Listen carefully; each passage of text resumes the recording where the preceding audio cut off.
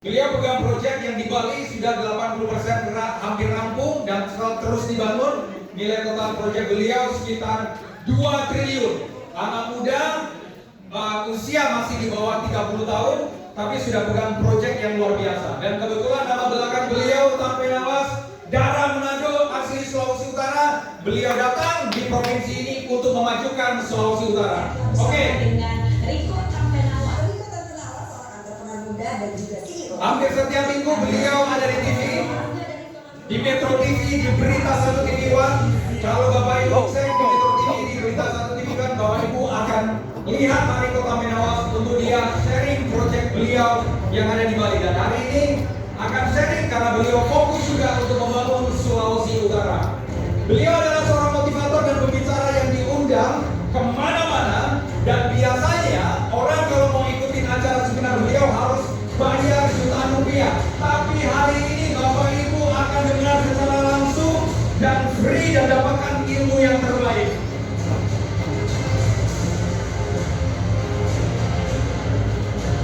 Beliau menulis buku dari ilmu jalanan yang hari ini jadi bestseller.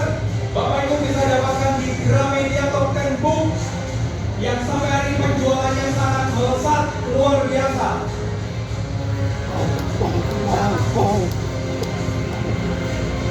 Kenapa namanya ilmu jalanan? Kalau orang berpikir beliau S2, S3 bukan, beliau hanya anak biasa, tapi berkat kerja keras beliau sampai di titik ini. Hampir setiap hari wajah beliau ada di media-media TV, cetak, media nasional. Ini proyek beliau yang ada di Bali. Beliau baru saja diwawancara dengan Boy William sebagai salah satu pemuda yang menginspirasi. Sangat ahli dalam hal detail yang dia sampaikan. Jadi ketika Anda datang di sana, Anda bisa belajar dari pengalaman dia, bicara kompetensinya, dan Anda juga bisa bertanya-tanya lebar karena dia menguasai apa yang dia selalu bicarakan. Dan pastikan Anda join di seminar beliau karena seminar itu tidak hanya untuk menambah pengetahuan Anda, tapi juga berubah kehidupan Anda. Untuk Tampe Nawas, dia akan menjadi orang-orang yang sukses. Dan saya melihat ciri-cirinya sudah. Beliau diakui dengan motivator skala nasional dengan pencapaian beliau. Percaya diri yang tinggi, dia pasti sukses. Dan hasilnya setiap kali tampil tidak. Kenapa Anda harus mendengarkan itu Tampe Nawas? Karena saya tahu bahwa dia adalah orang yang terus belajar. Dia cari ilmu sungguh-sungguh. Dari semua sebenarnya penuh air yang bening dan dia praktekkan. Itu lebih dia. Tidak pernah menunggu belajar pakai.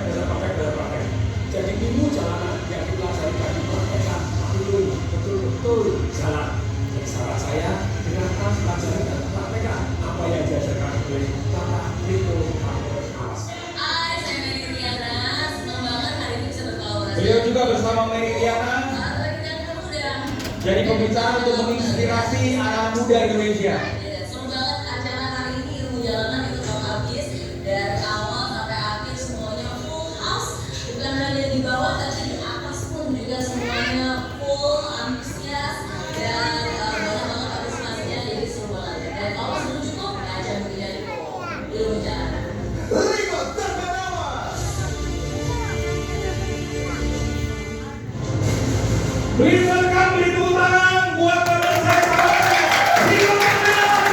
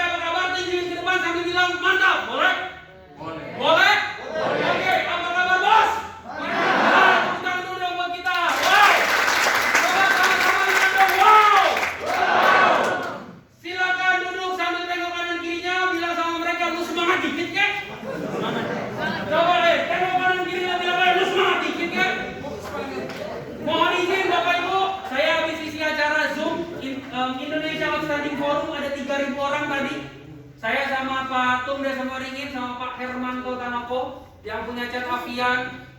Salah satu orang yang masuk ke Forbes 50. Keluarga Cat Avian apa lagi ya? Mafia Kuasa, Aluminium Cleo, Pak Fitno Fabulous, Crazy Rich Pondok Indah, ribuan perusahaan dia punya, sama Dedi Santoso tadi. Jadi ada 5 pembicara, salah satunya anak muda ini.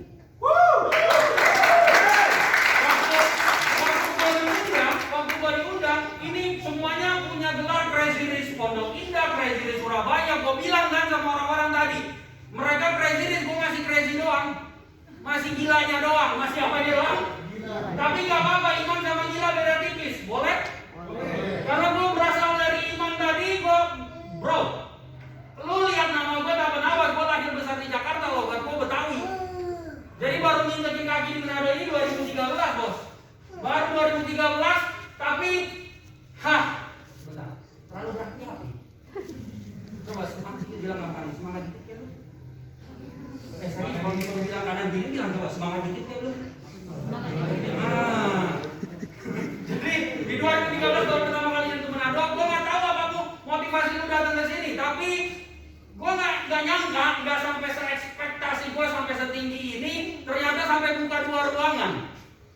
Gila, gue pikir kan ya siapa lari, siapa yang mau datang? Gila lu, banyak amat tadi gue bilang sampai di sono lagi jalan, di sini jalan, jadi dari atas gue diburu waktu, kesini dulu di sono, di situ, tapi nggak apa-apa, yang penting semangat, oke? Karena gini loh, berarti ini tadi gue ngomong juga di Indonesia Outstanding Forum. Saat ini garda terdepan melawan pandemi COVID kampret 19 ini adalah tenaga kesehatan dan dokter, betul ya? Pahlawan pertama adalah mereka, tapi pahlawan berikutnya yang melawan dampak dari pandemi COVID-19, dampak apa yang disasar? Yang akan diserang apa? Ekonomi. Siapa pahlawan dan garda terdepannya? Gua dan lu. Jadi kalau lu gak punya semangat, kita tinggal di Indonesia bos. Lu minum airnya, lu makan, lu injek tanahnya, lu hirup udaranya. Please lah, kasih kontribusi sedikit untuk perekonomian Indonesia. Minimum semangat lu. Kerja yang bagus. Minimum apanya? Minimum apa? Semangat. Supaya energi positif tercipta. Kalau lu gak mau usaha, it's okay, gak apa-apa. Tapi dukung mereka yang usaha. Amin. Ya. Dia belum ngerti nggak sih bahasa gue? Tidak tahu ngomong apa nih? Kalau ngomong ini sama bilang dulu semuanya. Ini gue mau sharing sama lo semuanya mengenai properti. Mengenai apa? Mengenai apa?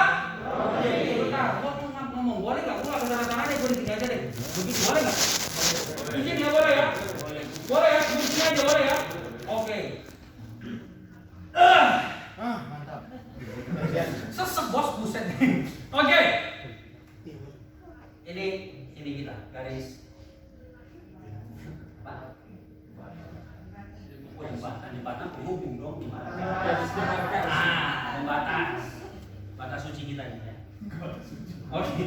Nah, gue mau sharing mengenai properti. I don't know diajak sama siapa untuk bisa tiba-tiba nyasar ke tempat ini.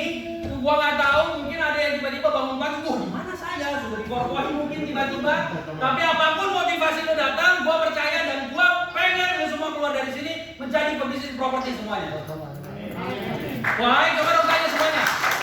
Tapi kan tahu kenapa alasannya jangan ikut-ikutan doang. Coba dong tanya semuanya, why?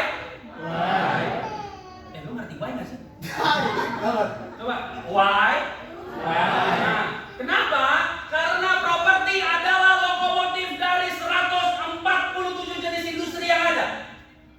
Kalau properti bangkit, dia akan mengkontrol industri yang lainnya. Perhatikan baik-baik. Makanya sekarang gua hobi banget sharing sama orang-orang mengenai sektor properti. Kenapa? Untuk percepatan pemulihan ekonomi nasional negara kita, sektor terpenting nomor 1 adalah properti. Karena dia adalah multiplier effect dari 147 jenis industri. Nanti sharingnya akan gua tampilkan. So hari ini lo akan bilang dulu sama diri lo sendiri. Coba angkat tangan kanan saya lagi. Bilang. Ayo ikutin dong. Angkat tangan kanan. Set. Lo tepuk jidat lo sendiri bilang, hai otakku. Hai terbuka. Lo harus ngomong karena dari tadi lagi begini, lu gua nggak tahu lu udah makan apa belum, lu ngomel kenapa, gua nggak ngerti.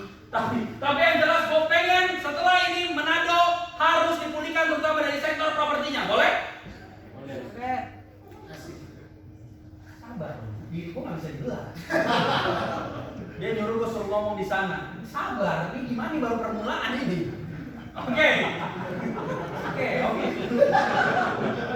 lanjut. Bro, lu tahu nggak provinsi yang dimana lu lagi dudukin yang mungkin lu lahir dan besar di sini lagi seksi. Lagi apa? Seksi. Karena sektor properti sekarang sedang terbuka selebar-lebarnya dan provinsi yang menjadi idaman dan bulan-bulanan para developer properti adalah provinsi lu. Lu tahu nggak sekarang Alam Sutera sudah membebaskan ratusan hektar di Sulawesi Utara? Lu tahu nggak Agung Podomoro sudah membebaskan ratusan hektar di Sulawesi Utara? Tahu nggak Modern Land sekarang sudah membebaskan ratusan hektar di Sulawesi Utara? Why? Karena Sulawesi Utara adalah Bali 20 tahun yang lalu. Mohon maaf, dengan segala hormat, selontong-lontong kayak gini walaupun gua anak gembel, tapi kalau lu udah ngomong properti di sektor properti, you name it, lu tanya sama semua pengusaha properti nasional, dia pasti tahu siapa Riko. Masih nggak dulu ngomong? Padahal banyak sih nggak tahu aja. Karena ya di atasnya tidak, di atas tidak, you name it, semua developer properti nasional, even ada kalau gua sebutin itu merah. Yang lu nonton mungkin di televisi, yang udah gede-gede ya, titik-titik sedai. Yang punya, kasih cek ke gua, ya di atasnya tidak, di atas tidak. Cek, dia bilang, you tulis berapa yang you mau, you pindah ke sini. Asik kan gitu. Bisa aja gua tulis kan 10 miliar, bisa kan? Bisa aja gua tulis 100 miliar, you pindah ke sini. Tapi gua membangun nama baik, gua membangun perusahaan sendiri, dan gua tahu gua salah satu anggota pusat. Kemarin baru Munas kemarin Real Estate Indonesia, dan gue banyak banget literasi yang gue keluarkan hampir setiap bulan, majalah properti lah, dan omongan lontong doang diliput. Gue ngomong oke, properti akan begini, diliput sama dia. Kemarin Indonesia Property Watch itu salah satu barometer media untuk properti di Indonesia. Indonesia Property Watch, ada majalahnya The City judulnya. Lo lihat cover paling depan, lo lihat siapa headline di situ. Lontong Manado itu. Mantap. Jadi hari ini gue pengen sharing sama lo, please lo semangat, boleh? Boleh? Dan kenapa gue sekarang dalam nih ya, orang kalau tanya sama gue, bro, lu tinggal di mana? Gue jawabannya bingung. Pasti gue jawab apa? Tergantung lo tanyanya pas gue lagi di mana. Jadi kalau gue lagi di Bali, gue tinggal di Bali. Kalau gue di Manado, tinggal di Manado. Tapi lu boleh cek sama teman-teman gue. Lu boleh cek sama semua tim gue. Sekarang dalam 1 minggu ada 60-70% mau menghabiskan waktu di Sulawesi Utara. Yes. Why? Seksi. Yes. Siapa yang jawab? Yang lebih mendalam ini. Seksi. Itu. Karena lagi seksi, bos provinsi itu sumpah demi apapun lagi seksi seseksi-seksinya. Boleh gue sharing? Boleh? Jadi gue akan sharing kenapa lo semuanya harus masuk ke sektor properti dan kenapa lo harus bangun Manado Sulawesi Utara ini lebih keren, lebih bagus. Manado itu sulut ya, Sulawesi Utara itu potensinya gila bro. Gila, bilang sama gue, gila. Banyak dan keren banget. Tapi gua nggak tahu kenapa gua nggak maju. Mungkin SDM. Dan gua udah nemuin kok. Sangat tantangan berhadapan sama orang sulit. Ngomong miliaran, ngomong triliunan, bayar kopi kagak mau, ambing. Kalau udah ngomongin politik, lebih Jokowi dari Jokowi. Lebih Pak Luhut dari Pak Luhut. Tapi giliran bayar kopi, sampai gue belajar metode yang orang-orang sini lakuin. Beli setengah, tambahin aja.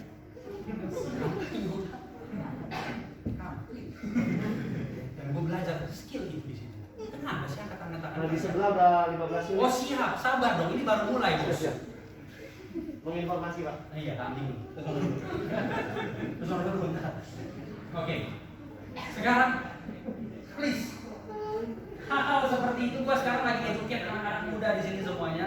Generasi milenial bonus demografi Indonesia 2030 itu adalah generasi milenial. Ya. Kalau generasi milenial SDM yang ngaco-ngaco provinsi ini sampai kapanpun lu gak akan pernah maju. No. Serius.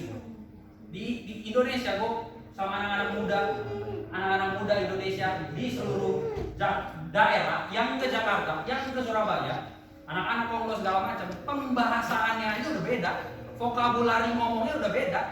Anak-anak muda di sini, lu ngomongin Mobile Legends jago banget. Tapi bahasa literasi bisnis lah, ekonomi lah segala macam, kalau politik jago, bisnis, ekonomi segala macam, memble, bam. Gimana caranya lu menghidupi orang lain? Katanya si Toki mau tuh moto. Lah lu sendiri aja nggak bisa tolong diri lu sendiri, gimana lu mau nolong orang lain, bos? So hari ini kita belajar dari sektor properti dulu, boleh? Boleh? Boleh. Coba lu tengok dulu kanan kiri, lu bilang lu sekolah dikit ya lu. Oke, lanjut terus. Property fact. Nah, kenapa gua paksa? Karena properti punya siklus. Properti punya apa? Siklus. Kenapa gua fokus di properti? Dari 100%, 80% waktu gua itu gua bekerja berbisnis di sektor properti. 80%. Sisanya 20% gua berinvestasi di sektor yang lainnya. Apa bedanya bisnis dan investasi? Kalau di investasi gua dukung, gua support, tapi yang menjalankan bisnisnya bukan gua, bukan saya. Saya invest di peternakan, perkebunan. Kalau lo mungkin melihat ada Ratu Goraka produk itu di belakangnya adalah gua yang injek ke anak muda di sudut. Itu orang hitung anak muda usia 22 tahun, gua masukin ke majalah Tempo, liputan 6 segala macam. 22 tahun punya pabrik, lu gila kali. Produknya Ratu Goraka udah nyampe Amerika. Itu tercipta tahun lalu, pabriknya gua yang injek. Peternakan, panak.id. Nah, itu baru gua ambil dan berbagai macam sampai gua punya law firm sendiri. Nah, tapi itu cuma menghabiskan 20% waktu gua, 80% gua di properti. Sampai lu tanya segala macam properti, gua bisa jawab dari A sampai Z. Karena gua ingin dikenal sebagai pakar properti, ingin dikenal. Nah, kenapa hari ini gua pengen orang-orang masuk ke sektor properti? Kemarin baru di TV One. Kalau lu nonton mungkin kayak apa ya? Jumat atau hari? Jam 8 masih break. Dan hampir setiap minggu gua masuk ke diliput oleh media-media nasional. Kenapa gua mengencourage, mendorong masyarakat untuk masuk properti? Karena properti sedang terbuka selebar-lebarnya. Properti sedang apa? Properti sedang apa? Terbuka selebar-lebarnya. Kenapa? Coba orang tanya, kenapa bro? Properti punya siklus. Properti punya apa? Siklus. Yang diikuti siklus makroekonomi. Siklus ekonomi secara makro itu punya siklus krisis. Punya siklus apa? Krisis. Siklus krisis selalu terjadi setiap 10 tahun sekali, 30 tahun sekali, 70 tahun sekali. You name it, siapapun para pelaku ekonom, dia mengeluarkan banyak buku literasi dan apapun itu mengenai pembahasan krisis. Dan krisis itu selalu terjadi 10 tahun, 30 tahun, dan 70 tahun. Cek. Pandemi ini baru pertama kali atau udah pernah? Status pandemi di dunia ini itu baru pertama atau udah pernah? Apa? Udah pernah. That's right. 100 tahun yang lalu. Itu siklus penyakit 100 tahun. Nah, kebetulan siklus penyakit 100 tahunan dibarengin sama siklus krisis yang menyebabkan dunia bukan krisis tapi resesi. Itu kalau udah 2 kuartal berturut-turut dinamakan resesi, 3 kuartal berturut-turut dinamakan depresi. Iya benar kan? Kalau 4 kuartal berturut-turut kita minus seluruh dunia dinamakan Great Depression. Nah, sekarang perhatikan baik-baik kenapa gue dorong orang masuk ke sektor properti justru di tahun krisis. Karena properti, kami para pemain properti, perhatikan baik-baik. Banyak orang pengen kaya dari properti dan semua orang kaya pasti main properti, betul? Tapi nggak banyak orang yang benar-benar punya peternakan properti, betul? Semua orang pengen punya properti tapi ya udah properti doang, rumah sendiri. Lu pengen nggak punya bulan depan 2 rumah, 3 bulan lagi 6 rumah, 3 bulan berikutnya 10 rumah, pengen nggak? Itu namanya peternakan properti. Jadi kalau gue tanya keluar dari tempat ini apa profesinya, lu jawab apa? Peternak properti. Bilang amin. Amin. Peternak properti. Perhatiin, kenapa? Karena kenapa gue suka dorong orang saat ini justru masuk? Karena timingnya tepat. Satu kata kunci yang membedakan antara orang yang cuma main properti dan sukses di properti. Dia tahu timing yang tepat, kapan masuk, kapan keluar. Perhatiin baik-baik. Siklus krisis, balik lagi, 10 tahunan, kalau saya 30 tahunan. Yang 10 tahunan kita mungkin masih bisa melihat dengan mata kepala sendiri. Lo bisa menganalisa dan lo mungkin mengalami. Dimulai dari tahun 1988, setiap 10 tahun sekali, 78, 68, 58, 48, lo baca sejarah. Dari tahun 1980, tahun berapa? Tahun berapa? 1988. Apa yang terjadi?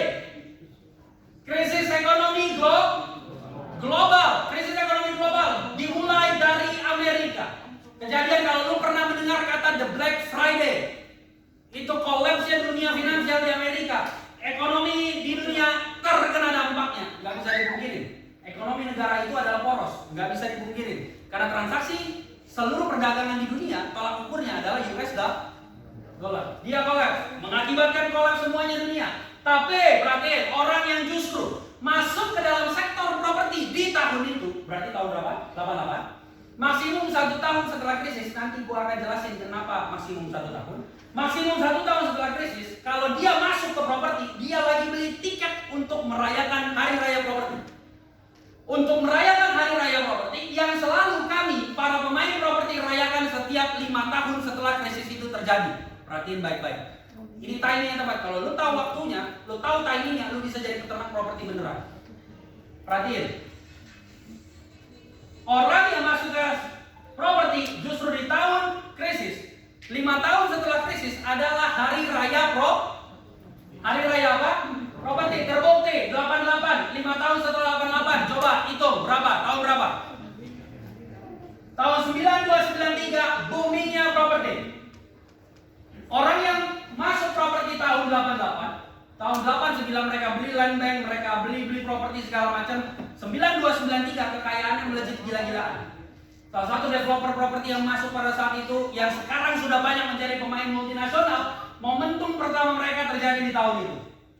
10 tahun setelah 88, tahun berapa? 98. Apa yang terjadi? Krisis ekonomi Asia yang paling parah, Indonesia paling parah karena ada faktor politik di dalamnya. Gila-gilaan, betul? Betul? Bentar. Berita nasional tahun 98 masuk ke Manado kan? Itu tahu dong. Oke, udah tadi ngomong lu seakan-akan kayak bahasa kita beda. Oke, tahun 98 krisis, betul? Perhatiin, orang yang masuk ke sektor properti tahun 98, panen besar tahun 2002-2003 terbukti. Banyak orang kaya baru yang lahir dari sektor properti, terbukti. Banyak pengusaha-pengusaha yang mereka terjerat dalam hutang dolar karena tahun 98 rata-rata pengusaha yang kolaps adalah mereka yang pinjam dengan mata uang dolar. Jadi waktu itu mereka pinjam kursnya masih 2.000, tiba-tiba naik 16.000, hutangnya melejit nggak? Nah, mereka salah satu cara untuk membayarnya adalah bahkan mereka rela yang aset yang mereka punya, cash on hand yang mereka punya, mereka beli properti, mereka beli tanah di properti, dan 2002-2003 terbayar oleh karena capital gain yang didapatkan dan bayar hutangnya. Salah satunya Pak Ciputra, lu baca lah bukunya tuh. Nah, dia utang gila waktu itu kan, utang banyak sekali, terselamatkan karena apa? Properti. Dan banyak orang kaya baru lahir dari sektor properti karena dia beli tiket masuk ke properti tahun 98, 2002-2003 boomingnya properti. 10 tahun setelah 98, tahun 2000, tahun berapa? Tahun berapa? 2008. Apa yang terjadi tahun 2008? Krisis ekonomi global dimulai lagi dan lagi. Dari mana? Amerika, subprime mortgage. Itu ada filmnya sampai. Catat, tulis, tonton. The Big Short yang main sepupu gua, Brad Pitt. The Big Short judulnya, itu mengisahkan kejatuhan finansial negara Amerika. Indonesia kena dampaknya. Mungkin lo lupa, bensin naik ratusan kali lipat di tahun tersebut. Tahun 2008. Tapi perhatiin baik-baik, orang yang masuk ke dalam sektor properti tahun 2008 panen besar tahun 2012-2013. Terbukti. Boston Consulting Group di tahun itu merilis sebuah data, dikatakan 68,7% orang kaya baru lahir dari sektor properti. Terbukti dengan mata kepala gue sendiri, puji Tuhan, alhamdulillah di tahun 2012 pertama kali gue masuk sektor properti, jadi agent properti, jual-jualin properti orang lain. Dan kami para agent properti punya sebuah istilah, jual properti seperti kacang goreng. Tahun 2013, teman saya, partner saya yang sekarang sudah IPO perusahaannya dibina sama-sama dengan mentor saya Pak Maki Yusuf. Kalau lu tahu Trinity Land, Bong Chandra yang punya. Nah, mereka mendapatkan momentum pertama mereka itu di tahun 2012, jual Brooklyn 45 hari 1000 unit, 1 tower sold out, gokil. Tapi mereka beli land banknya banyak di tahun 2008-2009. Nah, kemudian 2018-2019, waduh, orang-orang sudah siap-siap untuk krisis. Ternyata krisis saat ini ada perlambatan karena ada tahun politik kemarin 2019. Tiba-tiba 2020 udah pengen naik lagi, ada COVID kampret. Pandemi COVID-19 yang membuat ekonomi collapse. Tapi sejarah mencatat setiap kali ada penurunan, kurva ada penurunan, ada bouncing, ada apa? Ada pantulan, ada apa? Pantulan. So, sebelum tahun 2020 kemarin, 2019-2018, setiap 6 bulan sekali ya di atas ya tidak di atas tidak, saya beli properti, pasti. Gue punya untung sekian, beli properti. Punya untung sekian, beli properti. Kredit nggak masalah, karena umur masih muda. Bisa panjang tenor kok kalau ke bank. Beli properti. Kreditnya lama. Umur 27 tahun, setiap bulan gua harus punya 300 juta minimum untuk bayar cicilan properti. Kalau gua punya pendapatan di bawah 300 juta cicilannya, berarti harus lebih dari itu. Gua akan kemakan sama cicilannya. Kenapa? Karena guru gua sendiri yang mengajarkan, lo harus dikejar sama cicilan. Yang penting cicilan produk bukan utang konsumtif. Manado banyak banget utang konsumtif, kacau balau. Pegadaian penuh, padahal lu cuma gadaian cuma buat pesta. Kambing gue bilang. Dan lah.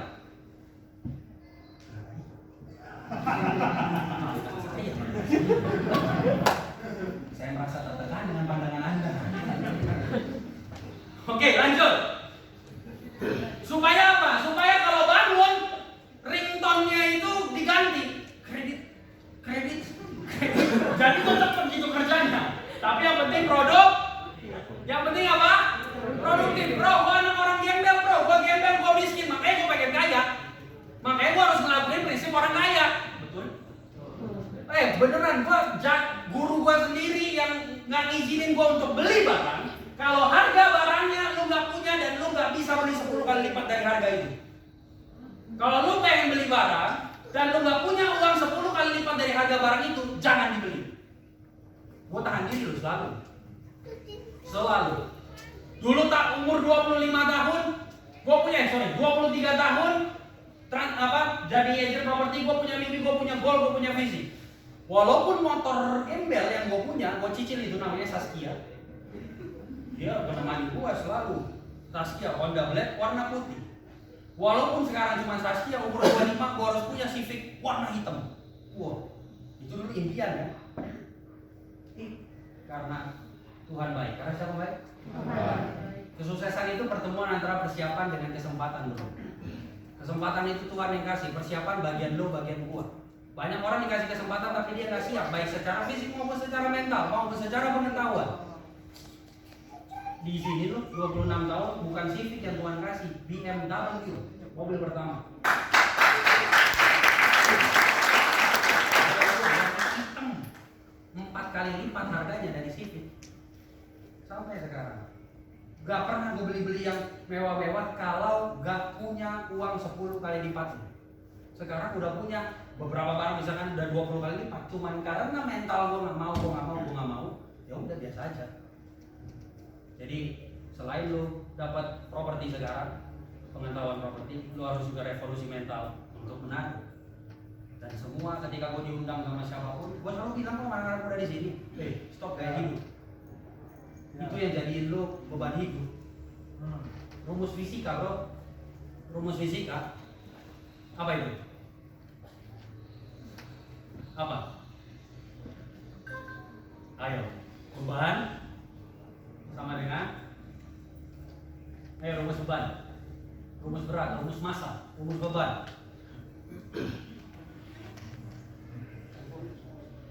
Ayo, ayo. Ingat gak? Beban.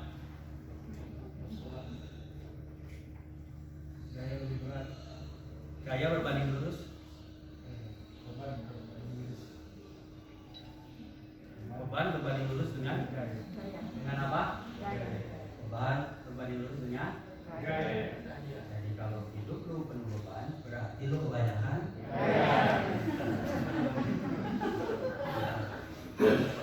so, harus revolusi mental. Sulawesi Utara, come on. Karena gue dari Manado, bro. Mak bapak gue juga dari sini, cuma mereka kaya di sana. Di Jakarta, nikah di Jakarta. Masih ada gue keluarga di sini, mana itu? Andengan. Masih ada. Murni gue, mak gue tanpa mama gue tuturo om tangka, papa gue tanpa nawas rondo nunggu. Dan kenapa gue pengen? Bukan cuma bisnis, bukan cuma duit yang gue cari di sini. Nomor satu adalah beban moral. Awal-awal 2020 COVID gue tahan di sini. Pak Oli panggil gue dan beberapa bupati yang ada di sini bilang, "Yu, setiap hari masuk TV, nama Yu bawa nama tanpa nawas mulut. Masa Yu kembangin daerah lain, daerah sendiri kagak?" Ih, gue bilang, tapi kan nggak kayak gitu loh, Suji, enggak. Mana dalam hati, cuma dalam hati, oke. Anak muda kan, ditantang, gue kerjain. Terus ya sekarang anak-anak muda yang lu diundang nih kan, sekarang diundang sama anak muda kan. Anak muda sulut semua bro, yang mentalnya udah gue latih dari ratusan orang cuma bertahan mereka ini. Tapi, tapi kerennya adalah mereka masih umur 20-an. Tapi penghasilannya puluhan juta sekarang. Penghasilannya itu 20 juta, 30 juta.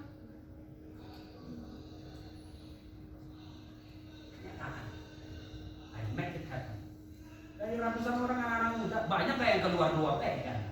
Banyak. Lu tahu sendiri orang Manado, pengen hidup hedon, tapi gak mau kerja hedon, kan kambing. Hidupnya doang pengen kan, tapi kalau kerja keras gak mau, santai-santai juga. Kepala lu santai-santai. Gue beneran lupa sumpah. Gue liat anak-anak muda malas-malas, gue gampar-gamparin lu. Lu yang rusak mental orang-orang Manado, lu yang rusak nama baik orang Manado di Jakarta, bangke. Manado cuma terkenal menang tampang doang, iya kan? Iya kan?